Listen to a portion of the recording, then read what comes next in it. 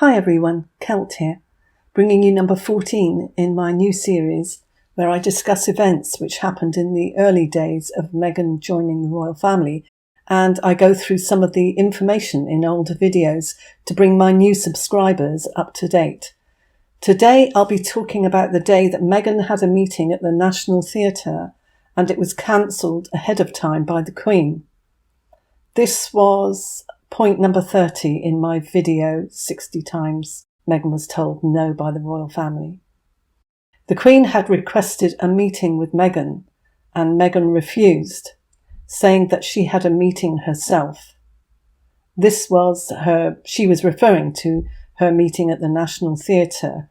Now, leading up to this, Harry and Meghan had their South Africa trip and the very controversial interviews, both of them separately, with Tom Bradby, and that just hit the headlines.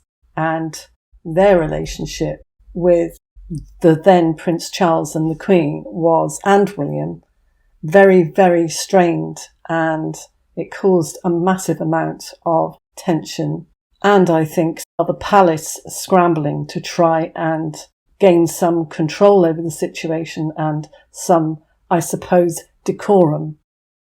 They had gone to stay in Canada, Harry and Meghan had, and were loving it there. And the British people were a lot of the British people were loving that Harry and Meghan were in Canada. The Canadians weren't quite so happy.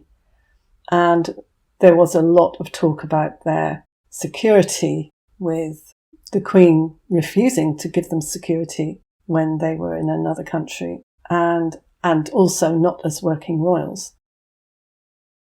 So back to Meghan's meeting at the National Theatre. Bear in mind, there was all the uproar about the Tom Bradby interviews, and it was all in the public that Harry and Meghan were so discontented with the royals and wanted to make it on their own.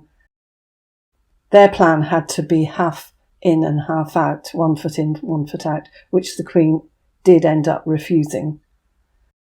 So bear in mind that Meghan had basically been bulldozing her way through royal protocol and just through everything. She was desperately just grabbing what she wanted in life. And this was at the point when she refused a meeting with the Queen. The Queen rightly wanted a meeting with her after all of this talk about them leaving the royal family or making it on their own. And after the interviews that they'd made, there needed to be a meeting with the Queen. And she was not a pushover. So the Queen's aides contacted Meghan to arrange a meeting with the Queen, and Meghan refused, saying she already had an important meeting, and this was her meeting at the National Theatre, and it was the Queen that had given her that patronage. And what the Queen did was she instructed her aides to contact the National Theatre and to cancel Meghan's meeting ahead of time under strict orders of the Queen. We've not seen the Queen use her power over the years in such a dramatic fashion until this happened, or shall I say we haven't been aware of it. She probably did at times, but it would not have been made public. This was not made public at that time. I think that a lot of stuff leaked out regarding Meghan because those around her could not believe what they were dealing with. These things are not gossip, nor made up. There are many stories like this which can be verified by more than one person. Some of my readers ask for proof and also the identity of my sources. Sources have a right to remain anonymous, and also the proof is that the meeting was cancelled. The information about the meeting was in the newspapers at the time, can still be found online, and the other details around it came from various reliable sources who have a right to remain anonymous, especially if they're very close to the royals. What followed was that she was led out from this meeting by 2 security guys, at least 2, I think. These photos are in the papers, Daily Mail, I think. And I was told that they requested that she remove her engagement ring and hand it over to them by order of the Queen. It was actually returned to her, but I was also told that the stones were changed before that happened. I have no confirmation on that, but it would not surprise me. She went in wearing her engagement ring and came out not wearing it. I'm trying to find the photos of her actually going in, but I don't know where they are. I cannot find them on the internet at the moment. If I find them, I'll post them on my community page. I mentioned in my other video about Sophie and Edward escorting her to a plane and orders of the Queen to make sure she flew with them to New York. That was when Sophie and Edward had appointments in New York and also in Canada. This wasn't that time. I got that wrong. It wasn't during that trip, unless that was another time they had to do this. I wouldn't be surprised, but this time it was Sophie and Edward making sure she got on the plane, not flying with her. I did say in that last video that I wasn't sure of the timelines. I was just giving out the information that I was given. So here is the information that I was recently given as a recap on all of that. After this cancellation of Meghan's meeting by order of the Queen and the handing over of her engagement ring, she was escorted by these two men and taken to an airport where a plane was waiting. I'm assuming it's a military plane. I'll look into that, but I'm pretty sure, if my memory serves me, I think it was a military plane. And on the plane was Sophie and Edward to make sure that she flew to Canada. I was also told new information recently, which I was not aware of, which is that Sophie and Edward were already on the plane. That's why I'm assuming it was a military plane. It could have been a private one, but I'm thinking it was military. And they stayed on the plane until it was ready to take off.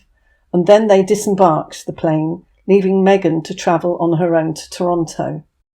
I found this all very interesting. I'm not saying this is all 100% accurate, but I'm just giving you the information that I have been given.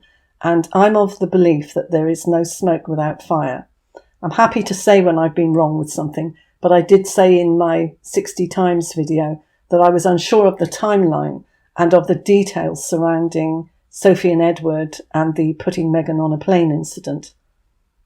I think that these details that I've been given make more sense, as Sophie and Edward's trip to New York was in 2022, so I apologise for that and realised that it was not that trip. I must admit, when I heard this information about the National Theatre meeting being cancelled back in 2019, I was amazed that the Queen seemed to be quite firm with Meghan, and it did come about after a lot of bad behaviour from Meghan, and I think there was a lot of public sympathy for Meghan, but I think what needs to be taken into consideration is the fact that there are so many incidents that have been pointed out to us where Meghan had been behaving really badly, and that how many other things must have happened that we were not aware of, but that the royals had to endure. What happened after this was that the Queen told Harry and Meghan that they need to step down as working royals. So this was not Harry and Meghan's idea. It was the Queen deciding their fate.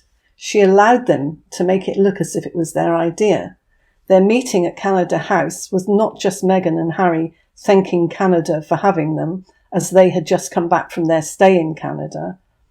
Harry and Meghan's Instagram post stating their plans was made to look as if it was a massive shock to the royals, but it was actually a relief. They were always one step ahead. That meeting at Canada House was talked about a lot because it was noticed that even though the weather was not warm, it was January, it was quite cold, but Meghan appeared to be sweating, and it was caused by nervousness, it was said. I think she was stressed because the Queen was one step ahead of her, and she probably feared what would happen, not knowing what was going to happen next. It was after their South Africa trip and their interviews with Tom Bradby which stirred up all the stress with the royal family, and the Queen was making sure that she controlled the situation, not Harry and Meghan. Although, at that time, to most of us, it looked as if Harry and Meghan were running the show, when in fact they had quite short leashes. Meghan thought she had more time in the UK and was shocked to be put on the flight after only 3 days in the UK. The media said it was because she wanted to go back to be with her son, but it was because she was removed on the Queen's orders. It looked at the time that she left Harry to deal with the fallout and to attend the palace meetings, the very important meetings on their future, on his own, but it was planned that way by the palace.